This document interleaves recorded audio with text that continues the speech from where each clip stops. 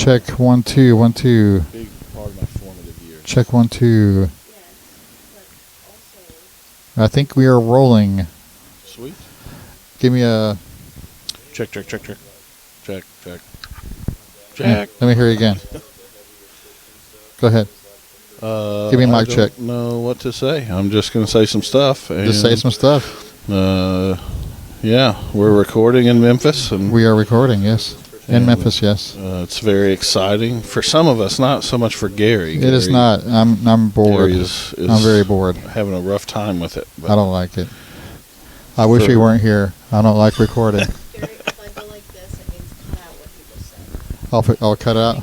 Don't. Oh, this is purely unedited. Yeah. Yeah. He'll have some hot takes. Well, I do. I like it. I like it already. Hey. Yeah. So this works out great. Okay. This works out. All right. Well, hey, listen. This is the H870 Podcast, and we are live at Easley McCain Studios in Memphis, Tennessee. I'm the Catalyst, are recording an EP, and we are very, very stoked about it. I'm just Josh, and I'm really excited about the EP. Recording can be hard work, but it's lots of fun. I'm here with lots of amazing people. About to do this pod with my good friend, Mr. Jacob Dover. His lovely wife is here. I got Chase is here, and I got in the other room there's Corey. He's always on his phone. He never he doesn't people participate whatsoever. And Jordan is recording his guitar part, and Lonnie's in the studio with Matt.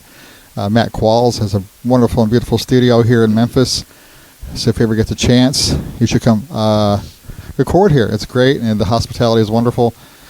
And so I don't want more to say. So this is the H870 Podcast, and I'm glad you're listening. I don't have many announcements. All I got to say is Merry Christmas to you. So by the time you listen to this, it'll be after Christmas. So Happy New Year to everybody. So that's my great introduction for today. But without further ado, Mr. Jacob Dover, welcome to the podcast. Thanks for having me. Finally, I feel like I've been sitting here watching all the other band members get their episodes. I've been like, when's going to be my time? Well, they have a saying for that. It's called saving the best for last. So, okay. So there you are. Flattery will get you everywhere, Gary. That it will. That it will. I'm happy because I wanted to get you on because we've had many of great, amazing conversations. It's never a dull moment with us when we're hanging out. But I do want to get you on because you are the newest. You and Lonnie are the newest. Yeah, I'm the baby catalyst. Jacob never does not make me laugh, so I expect lots of laughter this episode. So as you know, Jacob's the bass player, and we're of course we're just having a great time here. But I want to kind of get your obviously we have this record coming up. Any feeling? What do you have? Like, what are your feelings about this new record, and what? You're about to record here in a few minutes, so. Yeah, I'm super excited about it. I'm a real big nerd for this, for the recording part of it. Nothing is better, I think, than playing live. I know we talked about that a little bit earlier, off mic, but live is definitely the pinnacle, but recording is a very close second for me. I like to see how the sausage is made, so they say. So, I'm very excited. I like the new songs, and they're a ton of fun to play, and I like the message, that the songs are conveying. So I'm real stoked. I'm real hopeful, real excited for everybody else to be able to listen to these on a regular basis. Oh, me too, 100%. One thing I always like about hanging out with you, that I always get educated on gear and everything else, because I need someone like that in my life. I need like you. I need you and Jordan in my life, because there's a lot of times where I just kind of feel like I don't know a whole lot about, like, the pedals and like tone and like I don't know, amplifiers and condensers or whatever they are. Yeah, that's my ADHD superpowers, hyper focus on stuff. So I spent a lot of years watching a lot of YouTube and buying gear and testing things out, and right. It's really been beneficial to my knowledge, to the growth of my knowledge, and how to sculpt tone, so to speak. But right. But it's also been the bane of many of the women in my life. I don't know, Jill. Does Jolie testify to that? Yes, absolutely. She would. Sure. But so, I'm the Catalyst was not your first band, I wouldn't think. No. I played in some bands in high school when I was a teenager, and was a part of, like, I don't even know what you'd call it, garage recording, with some buddies in their bands, just doing a little Tascam 4-track recorder, Well, what was your first band? Like when were you doing that? When was it? Like you're in the garage, your first band, you got the 4-track out. I never recorded with any of the bands I played with. We just never got to that point, unfortunately. I gotcha. Mostly I was just like, if my friends were recording and they were like, you want to come hang out? I was like, hell yes, I do. Yeah, I'll be there. Awesome. And if they were going to record some gang vocals, I'd hop in on that, Yeah, that's awesome. Oh, that's awesome, hopping on gang vocals. That's cool. Yeah. So can you remember, like, the first, because you're, like, what was your first band? Can you remember, like, what your first band was and that band name? Does that come to mind? First, so time traveling. Here we go. Yeah. My friends and I were probably a little too edgy for our own good. I want to say the first band that I started to put together with buddies was a band called Isomer. Nice. Which is a fancy term, and I don't quite remember what it means these days, but it looked cool. We drew up logos and stuff, and we thought it looked really cool, and cool. We thought it sounded really cool, and I'm sure there was a lot of teenage, like, yeah, we're like super smart. This is a super smart name, but I like it though. Yeah, I like it. That's awesome. So bass is not your primary instrument, or it's not your first instrument, right? No. It's so really my first instrument was guitar. I got a guitar for my 13th birthday. Nice. And I played guitar, for a long time, and then I found out I had some vocal chops when I was a teenager, so I sang more than anything. I probably sang, but you kind of fill roles in, and you pick up responsibilities, when you're doing that kind of stuff, where somebody was like, it'd be dope if you could play bass, and I was like, I bet I could play bass. And so here we are. Here we are. And that's why I kind of like, I don't know about you, but I kind of like, I want to get back to the singing thing, but like you mentioned like that, like, because my first instrument wasn't guitar. It was like, I don't know, like keyboard or synthesizer or something. Well, technically, I guess so. And like, but it's kind of like I think I wanted to be in a band, and so I was like, well, what if I learn guitar? And you try that, and eventually it sticks or whatever. But then it's like, you know what? So-and-so's looking for a bass player or whatever. Maybe I'll just pick Exactly. Before you know, you have a closet full or a room full of instruments. That's right. Jolie had to dig out the duffel bag, for this trip. And she told me when she got here, she said, I want you to know, it's going to look like the closet exploded, but I had to move a bunch of instruments to get to this damn duffel bag. Because I've got a closet just packed full of cases and guitars and stuff just packed away. But if we really want to get technical, okay, let's get technical. My first instrument was a clarinet. That's right. I was a band kid. I was too. And I really liked it, to be honest. But in the 8th grade, I picked it because a girl I was dating played the clarinet as well. So that's why I picked it. Good move. Right, which is always a great reason to do anything, right? And so we split up in late 7th grade. We split up. And my heart goes then, out. Yeah, right, thank you. And then in the 8th grade, I don't know how school is these days, but it's not cool to be a dude that plays the clarinet, or it wasn't when I was in school. I wouldn't imagine, no. Right, so, I caved into peer pressure, if you want to look at it that way, and I was like, I don't want to play this anymore, and I quit band, and that was that. And you didn't switch instruments? No, because my dad was real big on that's it. This is what you're doing. You're going to stick with it, and you're going to do it. And I didn't think he would receive the news well. And to be fair, I never asked him or anything. I was just like, I think it's best if I just quit. Right.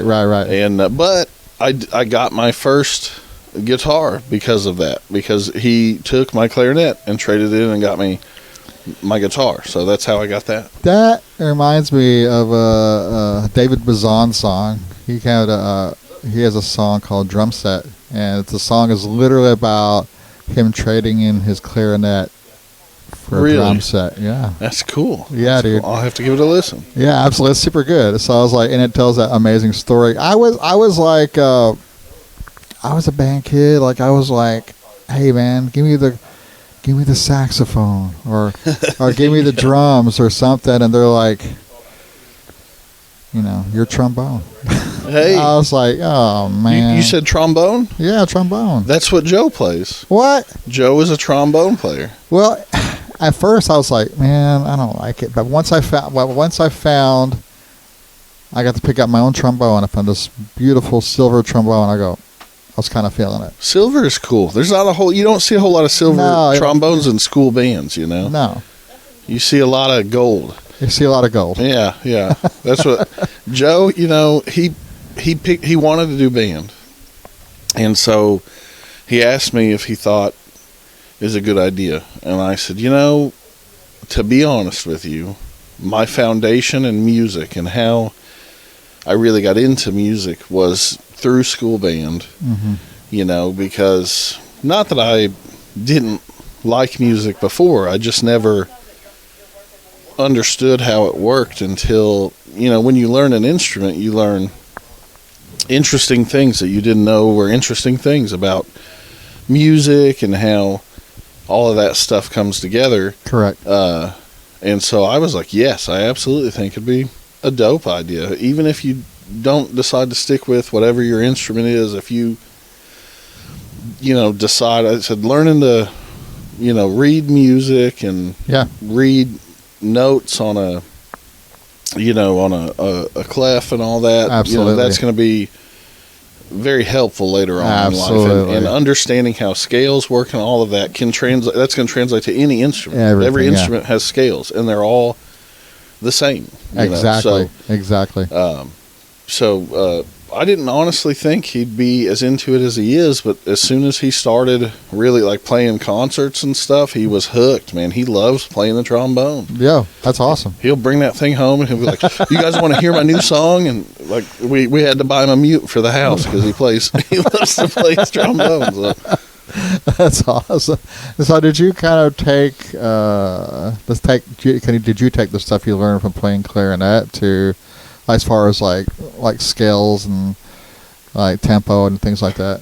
When I was a teenager, no. To be honest, to give you the short answer, no. Okay.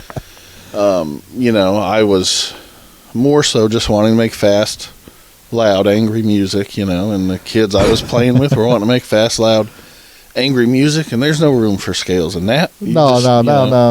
You just want to get out there and you want to cuss a lot and, say screw your parents, screw the system, and get some beer in the end. You just want to have a few beers after you play. So were those kids that introduced you to heavier music? Ish to an extent. Okay. My dad was a classic rock dude, as most white dudes from the Midwest were, sure. In the 80s. And so I grew up listening to a lot of Kiss and Lynyrd Skynyrd and oh wow, all that kind of stuff. But he had the Black Album. He had Alice in Chains, he had Pearl Jam, stuff like that too. But he had the Black Album. I remember in the 7th grade, I want to say, we came home from school one day and we had one of those old Sony 5-disc changers. Right. And so my brother and I would load that with music and we'd do our chores and listen to, just blare music through the house, And for a long time it was Facelift by Alice in Chains and 10 by Pearl Jam and I got you. Verses and stuff like that. And we'd load it with all that and maybe some John Cougar Mellencamp, just for some feel-good stuff. Yeah.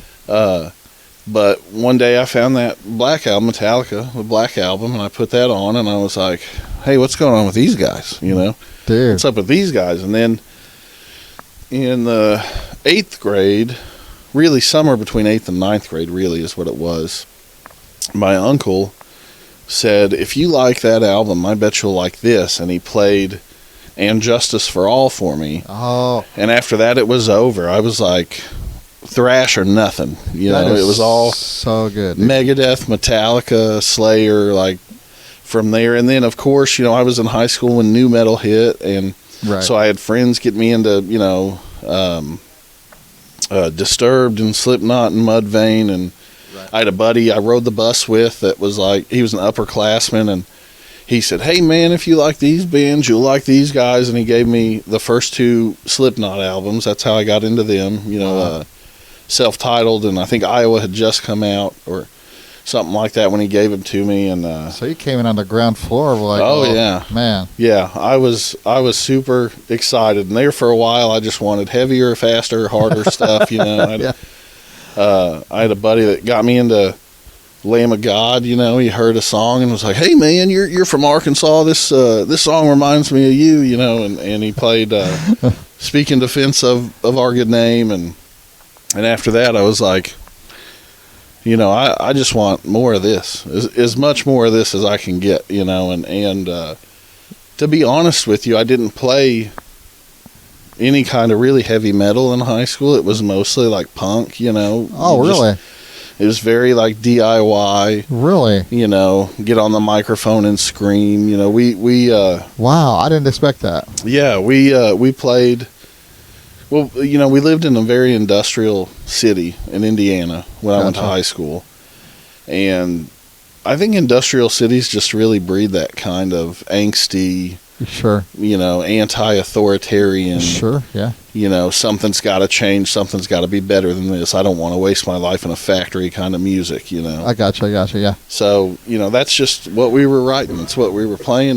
Were you listening to any punk music? Or just you're just listening to metal and playing punk? Well, a little of both, I'd say. I mean, I definitely got into punk. A lot of the bands that I listened to were influenced by punk bands, Sure. So I got into the Misfits, which I think is everybody's gateway punk band, man, of a certain age anyway, I guess you could say. And got into them and some newer punk stuff and some ska here and there, Rancid type stuff, and so about the time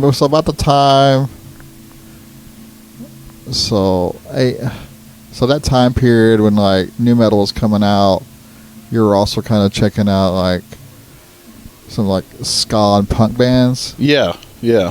What year was that? Ooh, shoot, man. I would say probably from maybe 2000 to 2003 Okay, would probably be like, that's when I was really just like taking in as much as I could get, you know. So you got all that chaos coming in. So yeah, you got like, and that was a pretty good, that was a really good era for music. A lot of stuff was kind of going on. Yeah. And then all kinds of the genres are just popping off during that time, you know, because like, what was it? Well, Woodstock 99 was just came out of that. Right. That's right. Yeah. That was, I remember, speaking of Woodstock 99, you know, everybody blames Limp Bizkit for that kind of going off the rails, you know, because he was stirring the crowd up.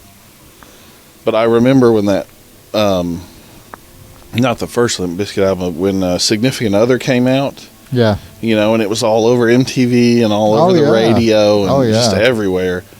And I remember wanting that record so bad. And I was like, Dad, please, will you buy this for me? And he was like, nope, I'm not going to buy that trash for you. It sounds horrible.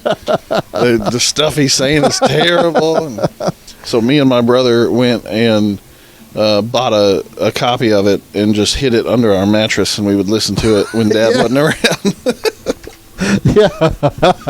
So great. That's awesome.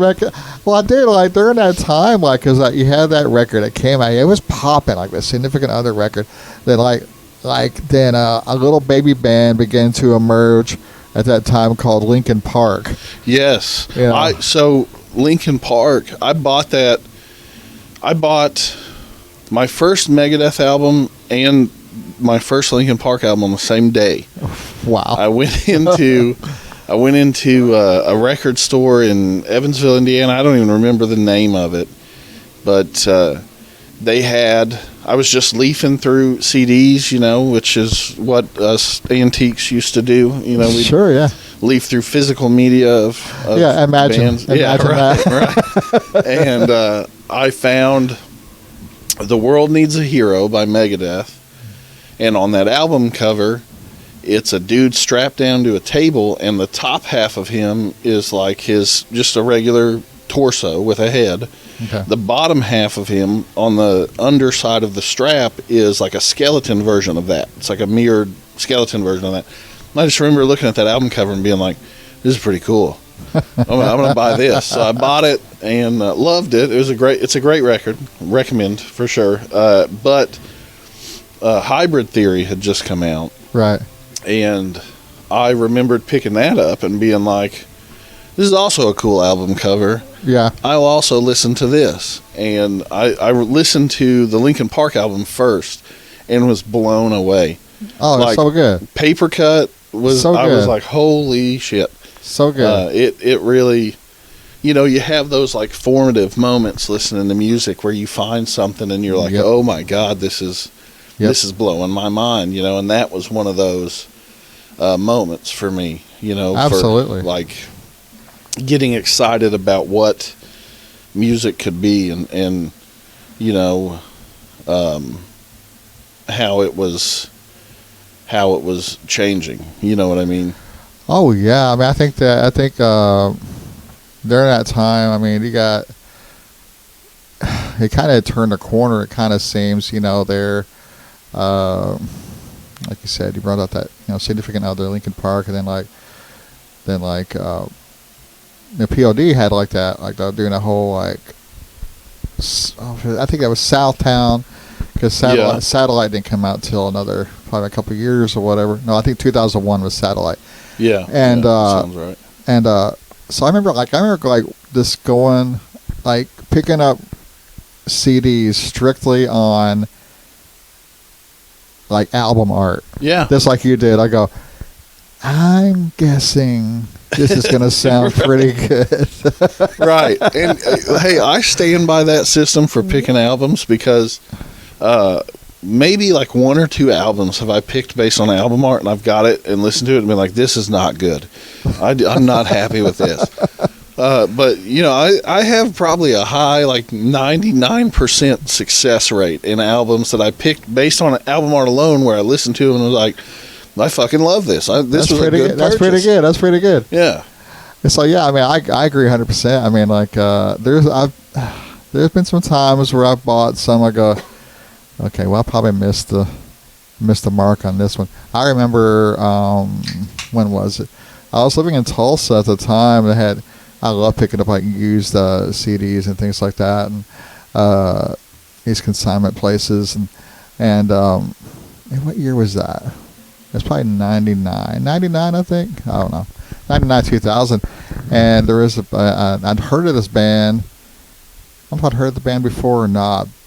I don't think I had. But it was a band called Shah Halud, and I saw the record cover, and I go, this about the album art. I go, this looks like a hardcore record. This looks like a hardcore CD. And pick it up, and sure enough, it was, and it was incredible. So I think it's Profound Hatred of Men or whatever. That was the record. I go, but there's sometimes where I've hit the nail right on the head. I'm so glad I picked it up. And there's other times. So I'm trying to think of a CD where I totally missed it. It's hard to keep track of those ones. It is. It really is. I remember. I don't know. I can't think of them. Anyway, okay. So you're playing punk music in garages. Yep. A lot of that. Going to as many shows as I could. Drinking in the parking lot and going in, smoking cigarettes on the couches in the venue. Back when we had real freedom in this country. You could do stuff like smoke inside. So how did you? Where did you and you and Corey end up meeting? That's how you're kind of. Okay, because you're. So I was browsing Grindr, and no. No. I'm telling you to tell them. One thing led to another. Right. Just a real meet cute, if you will. No, I injured myself actually at work. Back when I was doing home automation and security systems and stuff, I ended up injuring my back, my shoulders really, and so I went to the VA and started PT, physical therapy. Sure. And that's how I met Corey. He was my actually he wasn't my physical therapist. They gave me the wrong day. They gave me an appointment. And when I came in, they were like, yeah, nobody made this appointment for you. We'll see if somebody can take you. And Corey just happened to be available and agreed to take me. Yeah. And we got to talking about music and all of that, and he said, man, I don't know if you play music or anything, but I play drums. And I said, yeah, I play guitar and bass. And he said, well, when I'm not your physical therapist anymore, it's not a conflict of interest. Maybe we could hang out and jam a little. And so we did. We did a 2-piece thing for a while. And that's awesome. Yeah. It was really serendipitous, I guess is the word. Were you playing music at the time? No, I wasn't playing music at all. I was... Oh, wow. Coming home, going to work. I mean, I was playing at home, noodling, but yeah, I wasn't playing with a band or didn't really have any intentions with playing live music. I was just doing life and. Well, when was the last time you were in a band before this? Oh man, probably 2004. 2004, okay. Yeah, because I got out of high school and joined the Army shortly thereafter, and gotcha. I was doing. As ironic as this is going to be, I worked in a factory for a time before I joined the Army.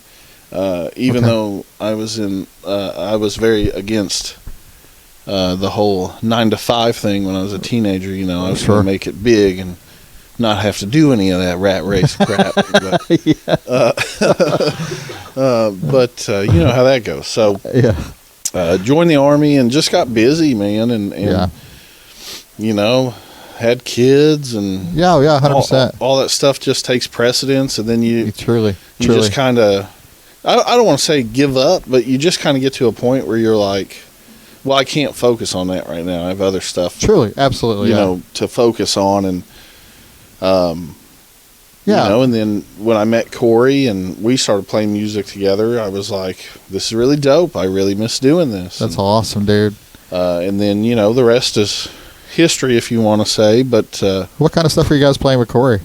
Doomy stuff. A lot of doomy, stonery. Like what bands? What I want to pick up? Who are you guys? Beach Boys? Yeah. The Beach Boys? We were. A lot of Fun in the Sun kind of stuff. Yeah. Hanson was another one. Yeah. Spelljammer, Monolord, Mastodon, though not quite as prolific writers as Mastodon, I will say. You know, any kind of stuff like that. Really, any kind of droney,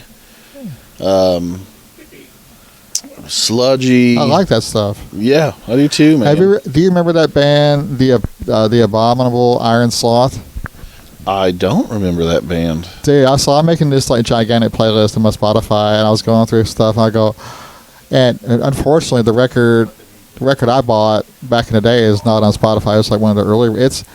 If you ever get a chance to listen to some old like abominable Iron Sloth. Sorry for butchering that word, terrible. But anyway, like it literally sounds like a caravan of like elephants sludging through the swamp. It is That's fantastic. Awesome. I'll definitely have to check that out. Yeah, you'll love it. You know,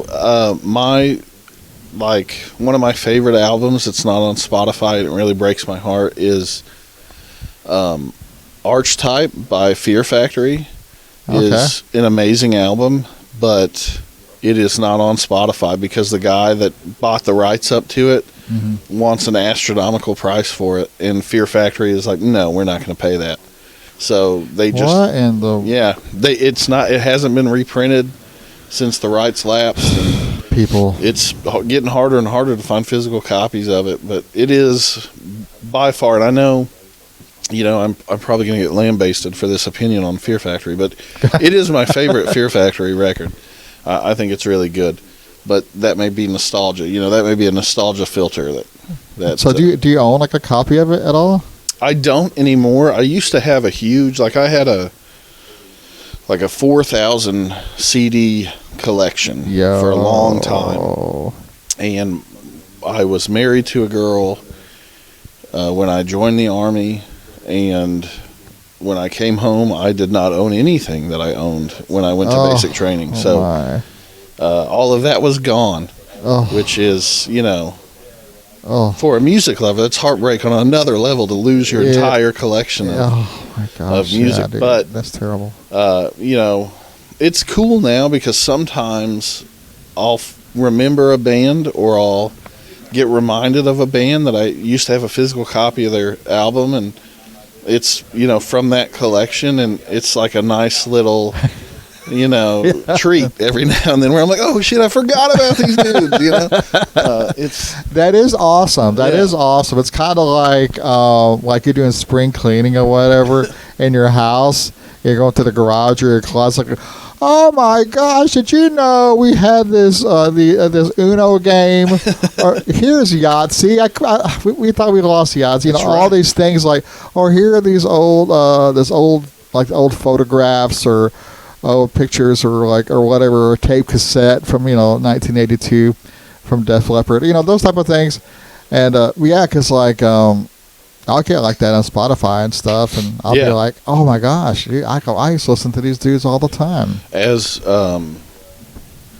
terrible as artist relations are at Spotify, you know, right now. Yeah. All the anti-Spotify sentiment and all that. It really is a great tool for that kind of stuff because you can dive, you know, down a rabbit hole of a band, and you'll be like, you know, I used to listen to a band that sounded just like this, and I have a lot of success with finding other bands that I used to listen to that way, like being like, I remember a song sounded like this band, and I can, you know, go to that band and go to the sounds like, and you know, all that stuff, and I've had pretty good success with that. So that's great. It'd be amazed, man. I just and I kind of have there's still great music being made, you know, absolutely. And I hear people like, man, they just don't. It's hard to find good rock or good, like, I hear that a lot. It's hard to find good rock or hard to find good, I don't know, like metal. Like metal, if you're looking, whatever genre you're looking for, if somebody's making it, whether like... I think you have to be actively looking. I think... Oh, for sure. The way that popular music is, it's so pervasive everywhere. You know, if there's a song that's popular, you know, Chapel Roan or Sabrina Carpenter, it's everywhere. It's in shopping malls, it's in stores, it's in you know, it's on the radio, it's in ads, it's everywhere. Right. It's not hard to find that stuff. You don't even have to look for it. It just falls in your lap. But, exactly. That's a good point. Yeah. When you're looking for heavier music, you know, you really have to actively search for that. You have to find something that you're interested in, and then look for, I should say, other bands that are making things like that. And I think maybe that deters people these days from really getting out and searching new music. Because you're right, there's so many good bands coming out these days, and I feel like new music is so more easily accessible than it's ever been in my life anyway, right now. With streaming and platforms, and everybody has high quality recorded audio these days. You know, that's not hard to come by. When I was a kid, you know, when I was a teenager, you know, and you know, doing all that and playing in garages and stuff, like, it was hard to get a high quality track made, you know. 100%. And nowadays it's like, you know, especially like, you know, like back when we were growing up, like, you know, I mean, you know, I'm older, but still, like, even like in the 90s and things, anybody who was recording things were recording things. I remember bands, you know, they recorded things like we'd try to record stuff on a 4-track, but stuff that was like bands that you were listening to that you really looked up to, they were recording in studios. And man, in the early 90s, I'm like, I didn't know where those studios were to go record whatever. You know, it seems like nowadays it's like everything, like even all this software, and everybody's like educating themselves. And well, and it's I don't want to take away from anybody that like mixes or masters or records anything, but it's almost like dummy easy these days to buy an interface and get almost studio pristine tracks recorded to your computer and send them off to your bandmates or whatever. You know, it's right. You know, it's so easy. If you have the money to do it, you can buy just about anything to have a nice semi-professional setup in your house, and that's awesome. You know, I don't think that's a negative thing. I don't think that's a bad thing at all. I think that's super cool that we live in a time nowadays where anybody can write and produce and arrange and release whatever they have in their creative little hearts. You know what I mean? Oh yeah, we see that a lot, especially in the, you know, in our scene. I mean, we see that a lot. Everybody's kind of like it's on one side of the spectrum to the other, you know, and everything in between.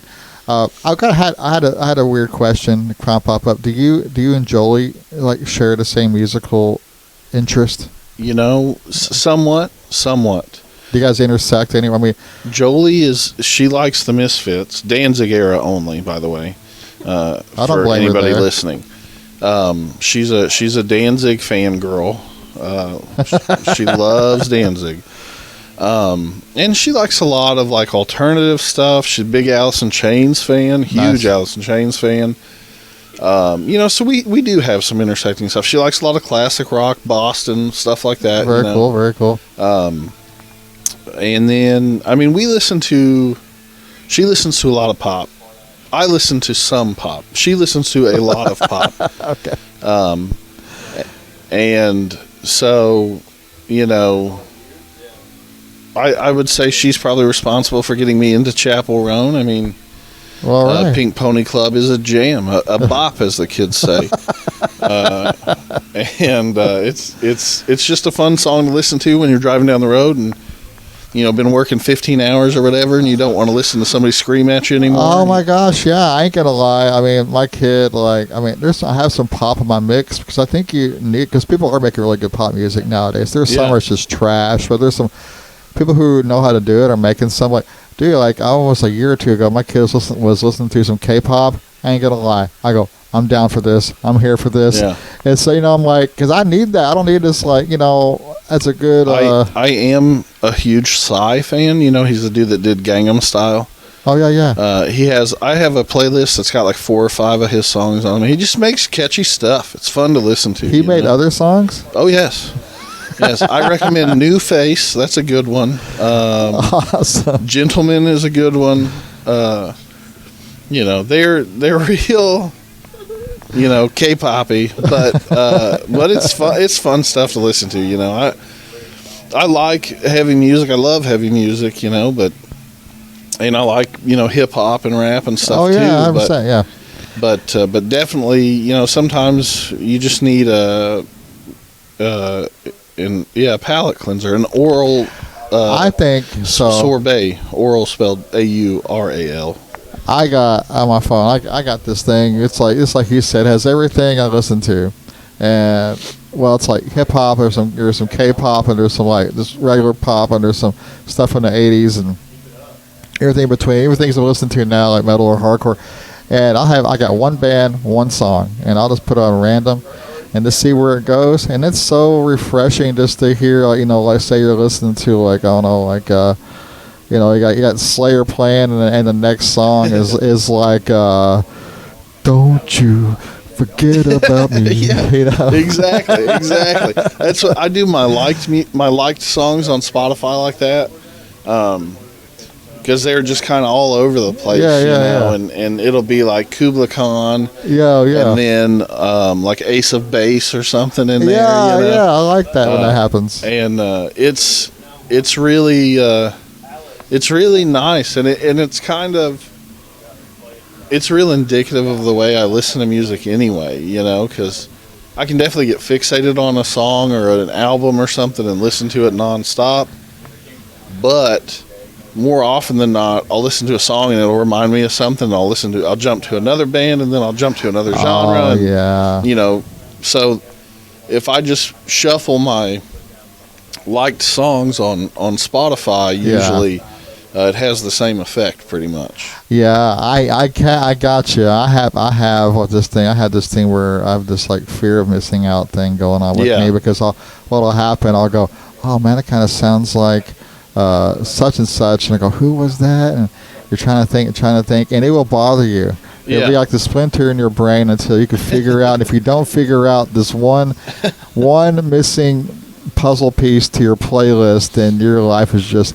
Will never be the same, but I'll chase that until I find it. Yeah, I'm the same way. If I get reminded of something, and the funny thing about it is I'll forget the name of whatever it was I was reminded of. Yeah. But I'll get busy doing something, forget what I was thinking about, and then I'll get in my car or something, drive somewhere, and I'll be like, now I know I was thinking of something earlier. What the heck was that? And I'm the same way. It drives me crazy until I can figure out what it was I'm forgetting.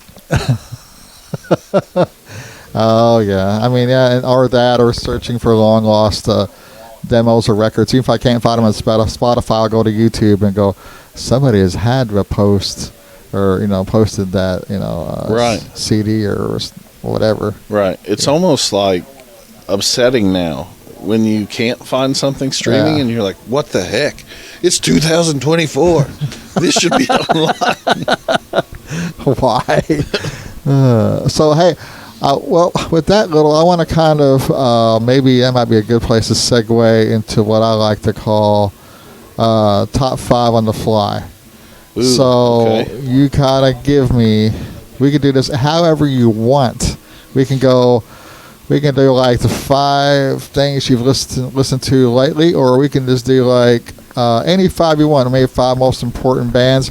I'll let you kind of pick the category. Let's just for yourself. Do top 5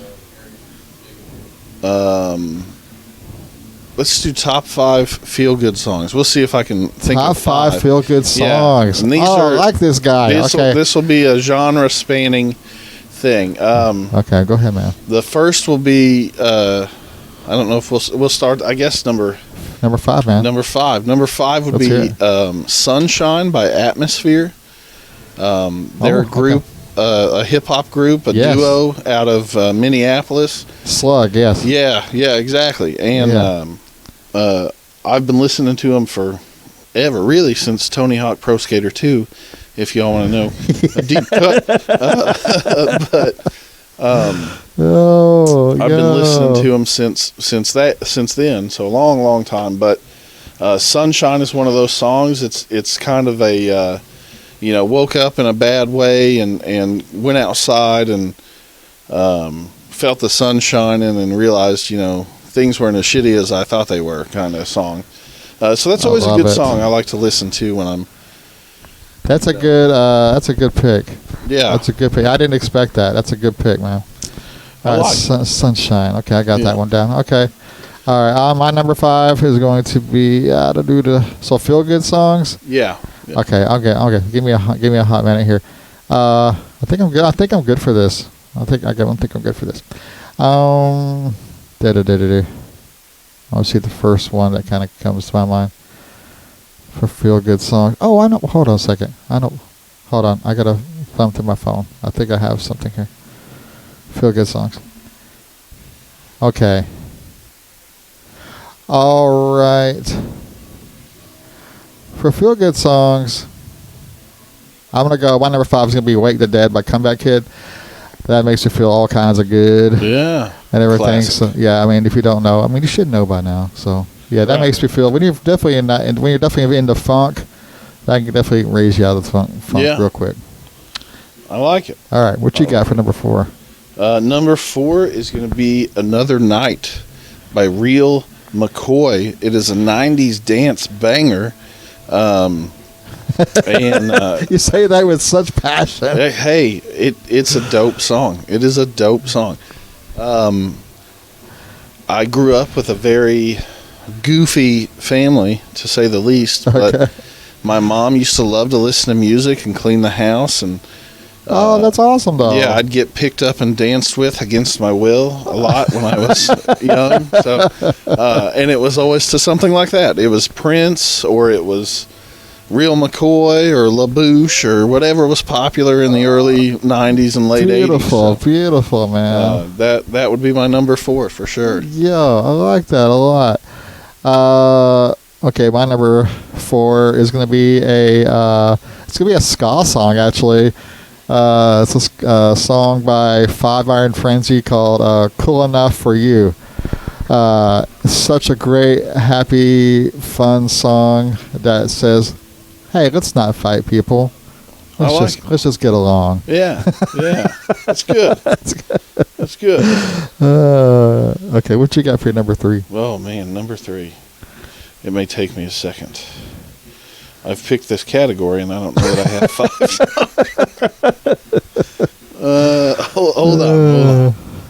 Hold on just a minute. Yeah, you're good, man. You're good. Take your time. I'm so glad you picked this category, because I'm like, actually, I think I actually have a playlist kind of dedicated to it. So. Yeah. Okay. Hold on. I would say, another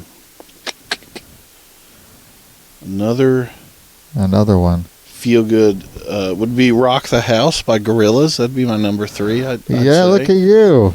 I'm a big Gorillaz fan, and I loved it when they came out. Yeah, honestly, when they came out, I was very much, if it ain't metal, you're a loser kind of dude. But I have since grown very fond of them as my musical appetite has grown. So sure. And that's just always a good song. It gets my head nodding, and it's just a nice listen. Just a cool. I like the beam beam beam beam beam beam beam beam beam. I like that, kind of whimsical. Yeah, interlude in that. So Very yeah, nice. very We're good gonna song. Rock the house. Feel good song. Okay, my number 3. Shoot. Okay, I'm gonna say. I just lost. Oh, I'm gonna say this is a really good feel good song, and there's a really good video out. Ooh, I got. Oh, hold on a second. I just lost it. It's called "One Day" by Modest Yahoo. Okay. I love that song. There's a great video of them, like a bunch of like. There's a video I thought with like bunch of Jewish folk and Palestinians singing together or whatever, or it's like different languages are all singing together like one day, and it's just a really good song. And it's about have you heard that song? I have not. It's really good. It's just kind of like basically it's basically just an anti-war song pretty much. Yeah. And a hope for like peace and unity, which I'm all about. But yeah, One Day by Modest Yahoo. That's good. What are we on now? We're on 2. 2, bro. 2. So I got to bring it. This has got to be a good song. I need to put some like high energy guitar driven stuff in there. I really don't have any. I really don't have any rock in there just yet. Are you looking for a rock song? Yeah, there is, of course, songs that I listen to when I get in this mood. But as you know, it's, or may not, maybe you don't have this affliction, but it's hard for me when I get put on the spot to remember stuff. Oh, me too, 100%. That's why I have this little handy deal. Yeah. Oh, here's a great one. Okay, I'm down. This is a feel-good song. It's "Fuck the Neighbors" by Iron Reagan. That's a good one. I expect nothing less from you. I love it. It's a, I'm going to play my music loud and I don't give a shit what you say kind of song. I dig it. I like it a lot. I love you for that. That's great, buddy. Man, so you got to top that, man. I don't envy you. That's going to be tough, dude. Oh, man. It's going to be very tough. My number 2 is going to be a song called "Spent the Day in Bed" by Morrissey. I love that song. So I listen to it quite often because this makes me feel all kinds of good. That's a good one. And they pull you back, man. Yeah. I'm going to give them an honorable mention before I give my number 1 because that's what's popular on the YouTubes these days. My honorable mention is going to be "Return of the Mac" by Morrison. There you go. Mark Morrison. Yeah, just another '90s banger. Oh, so good. A good head nodding tune. I really like it. Oh, that's so good. Yeah, and I won't butcher it right here on the pod. At least not in a recordable format. Gracias, amigo. Well, guess what? It is your number 1. Okay. All right. Number 1. Do not disappoint. I'm not gonna. Okay. This will be a good one. Okay. It is "Give Me Some Action" by Fear. Yo. It's a deep cut. That is. If you don't listen to Fear, you should listen to Fear because they fucking rock. And they write good songs like "Give Me Some Action." Check it out. I recommend it. Okay.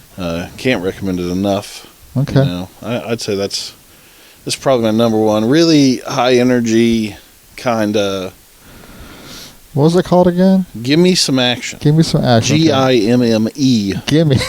Give me some action. Oh man. Yeah, not sponsored by Fear. Okay. But okay. I do. That was one of those bands.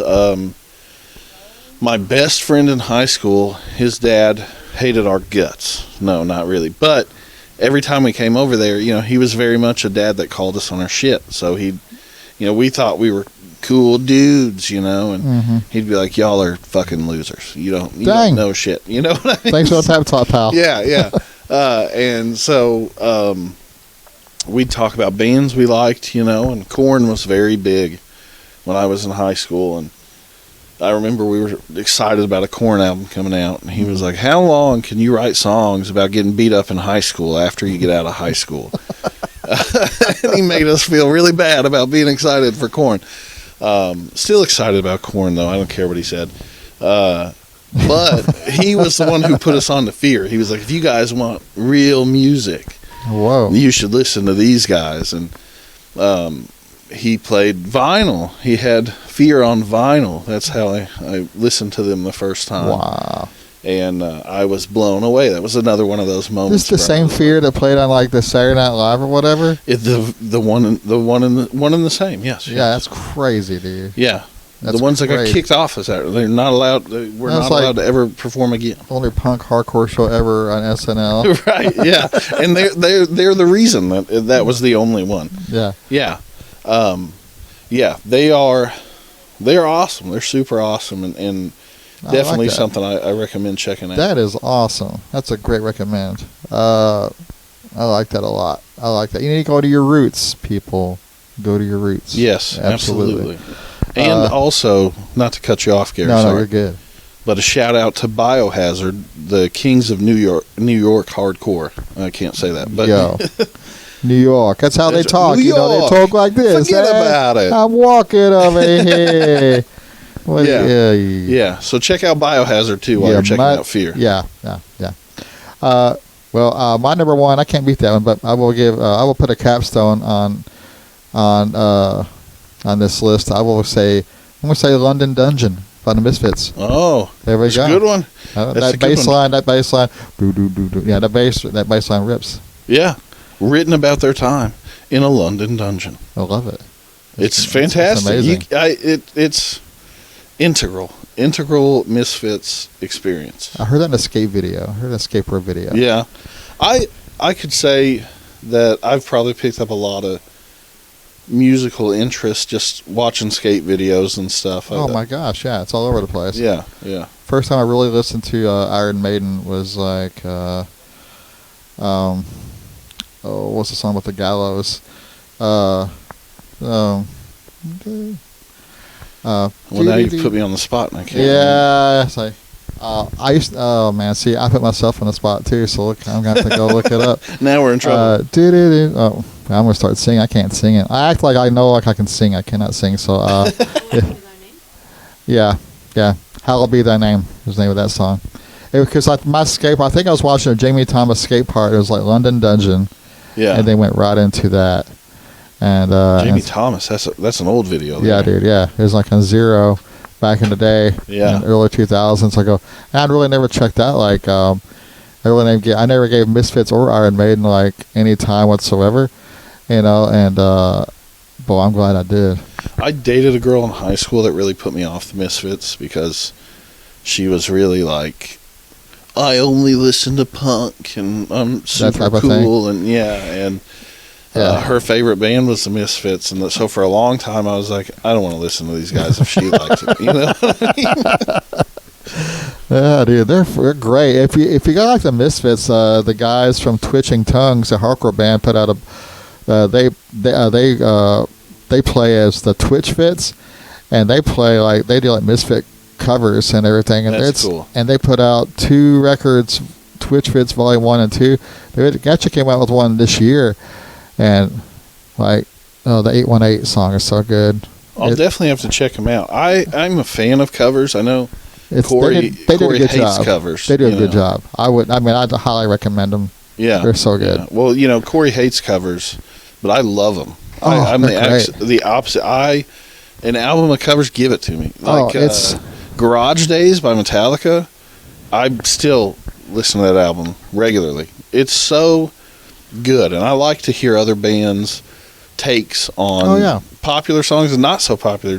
Hearing deep cuts, there are plenty of songs that I probably never would have heard if I didn't hear a cover of it first and was like, man, I like that, and then found out it was a cover and went and listened to the band that played the original, Well, because they were heavily influenced by a lot of the, weren't they influenced by Misfits and things like that? Yeah. I mean, that's where that kind of, and I love it, even back in those days, even when stuff would kind of cross over, it's such a beautiful time, man. They covered 2 Misfits, well, technically 3 Misfits tunes on Garage Days. They did Die My Darling and Green Hell, and whatever that intro to Green Hell is. You know, so I mean, can't remember the name of it. I'll expose myself. I have not checked out that record, so I need to do that. You should. That's a lot terrible. of Motorhead, Misfits, just some good stuff, man.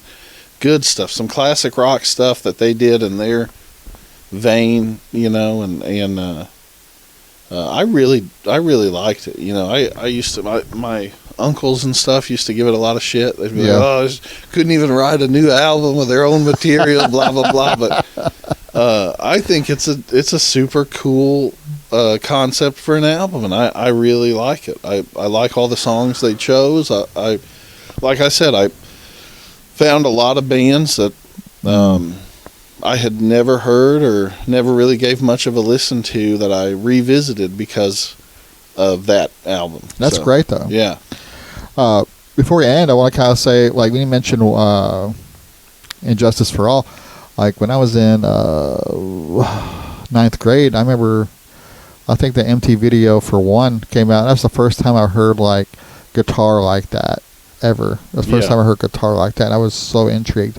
And I loved it so much. And it wasn't till probably, I don't know, maybe a year and a half after that when I really started kind of getting into, like the, like hardcore stuff, you know, and things like that. But hearing thrashy riffs, like I loved. I think it was a year after that when I heard thrashy riffs because my buddy had a friend who lived behind us in this apartment complex, and he had long hair. You could tell he listened to a lot of that, and I was just so dumbfounded by those just thrashy rhythm guitar. I thought it was just like, you know, this just distorted and everything. I go, there's something to this. It is amazing. The like harmonizing.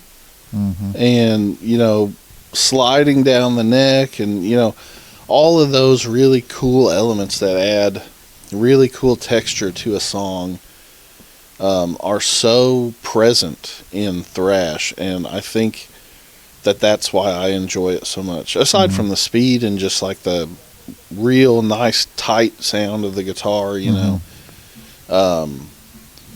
I really, really enjoy like a good harmonized line where, you know, they're playing a melody and then the lead player's playing a melody and then the rhythm player is playing an octave above that or vice versa or something like that. You know, I think it sounds so freaking cool. That's so cool. Still to this day, I'll listen to old thrash albums and be like, how were they doing this in the 80s? This blows my mind. Yeah, absolutely.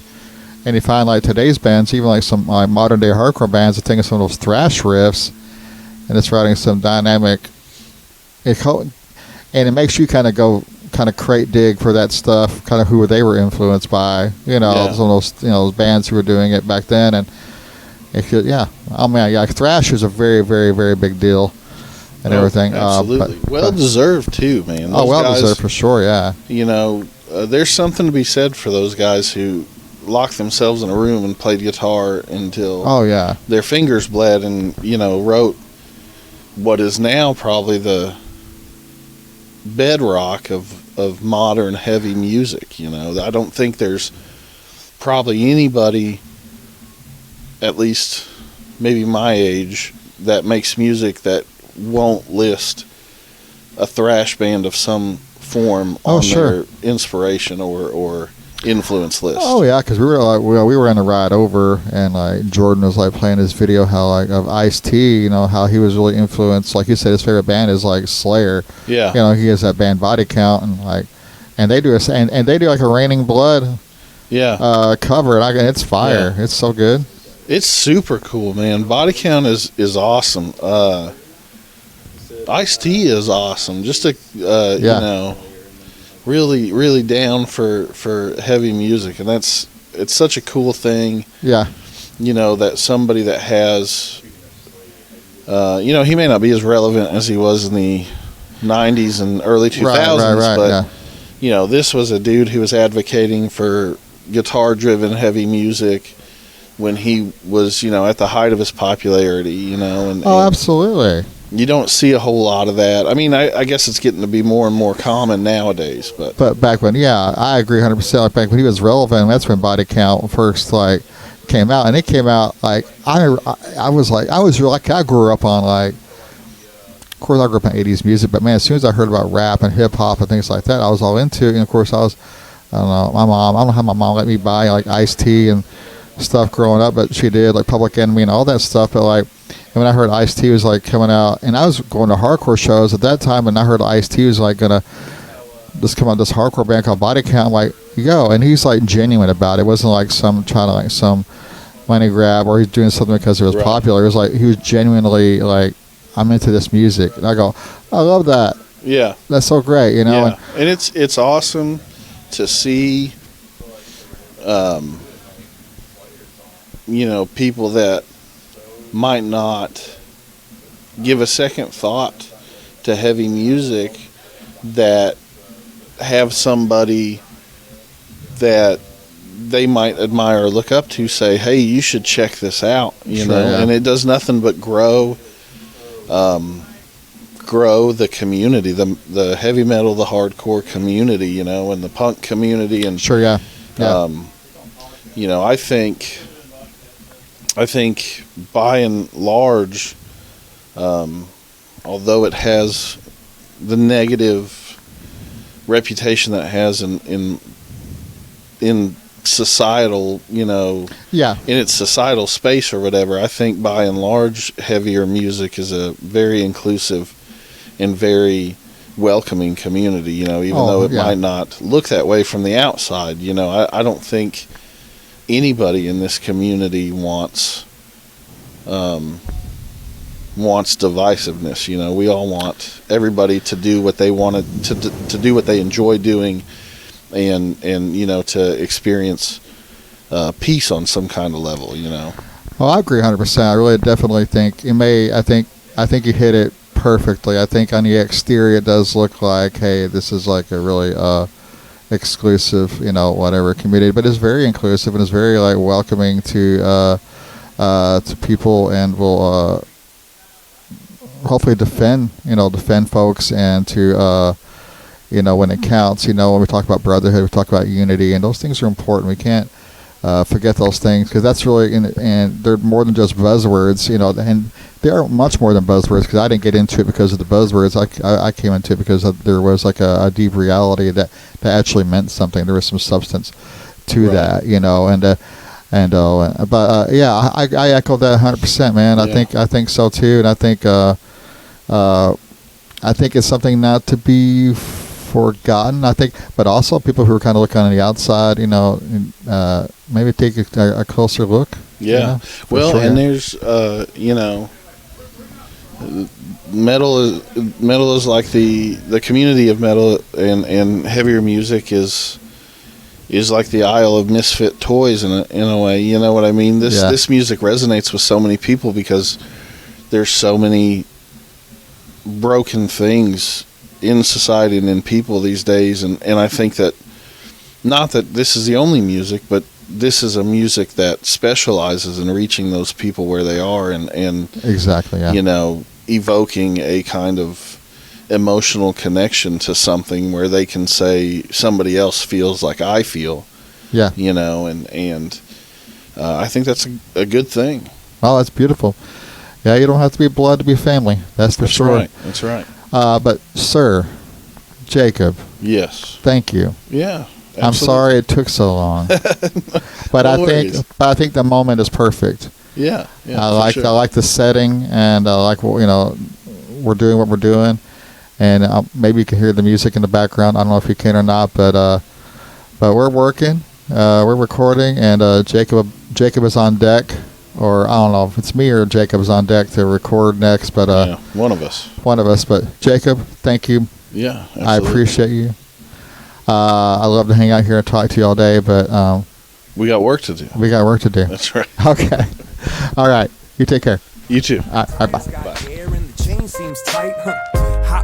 It felt the summertime. It reminds me of one of them Moosab lines, like sunshine, sunshine is fine. I feel it in my skin, warming up my mind. Sometimes you gotta give in to win. I love the days when it shines. Whoa, let it shine. Sunshine, sunshine is fine. I feel it in my skin, warming up my mind. Sometimes you gotta give in to win. I love the days when it shines. Whoa, let it shine. Whoa, let it shine. it shine. Whoa, let it shine. Whoa, let it. If I could, I would keep this feeling in a plastic jar. Bust it out whenever someone's acting hard. Settle down, barbecue in the backyard. The kids get treats and old folks get classic cars. Every day that gets to pass is a success, and every woman looks better in a sundress. The sun shines, an excuse to shoot hoops, get juice, show improve them moves and let loose. I hear voices, I see smiles to match them. Hurt your feelings, you don't want to work with me anymore. Okay.